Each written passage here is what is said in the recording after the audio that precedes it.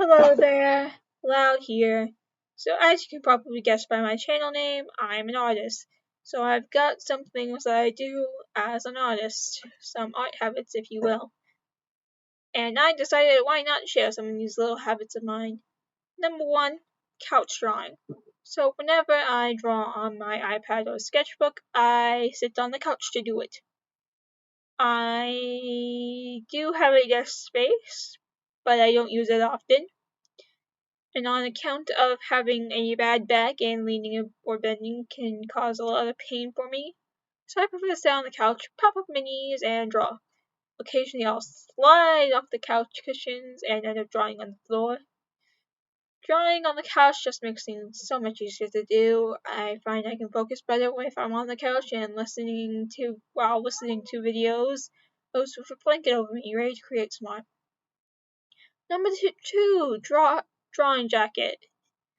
On the rare occasion I do use my desk space, I like to wear what I call my drawing jacket. It's an oversized denim jacket that I have on my desk chair that whenever I sit down I put on just happily work. I don't know why I started having this piece of clothing as a crucial part of my desk work, but it just feels wrong not having it on when I'm in my little corner. It doesn't help with the back pain, but it's super comfy. I also have a painter's mark from one of my dad's old work shirts. Number three, tutorial naps. I have a confession. I don't watch tutorials that often because I cannot stay awake while watching them. Max 5 minutes before I'm out. This doesn't just apply to art tutorials. Just any long lecture where I'm stationary, I just doze off. I have no clue why this happens. I want to learn, but I just can't stay awake.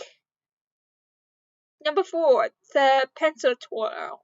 Whenever I'm thinking about things like poses or backgrounds, I like to twirl my upper pencil or regular pencil.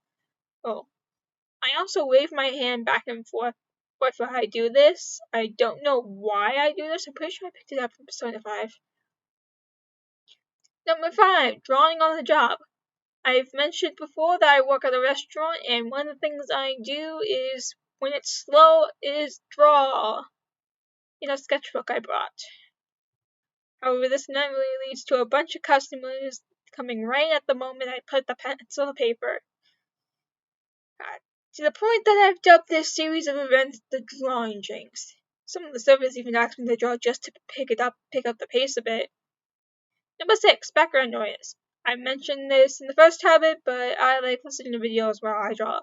Things like art commentary, art reactions, etc.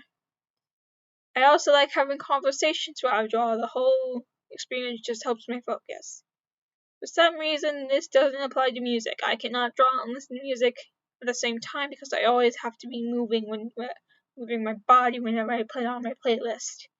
This leads to number seven, mental animatics. I'm pretty sure a lot of people can relate to this one, but I like imagining animatics in my head while listening to music.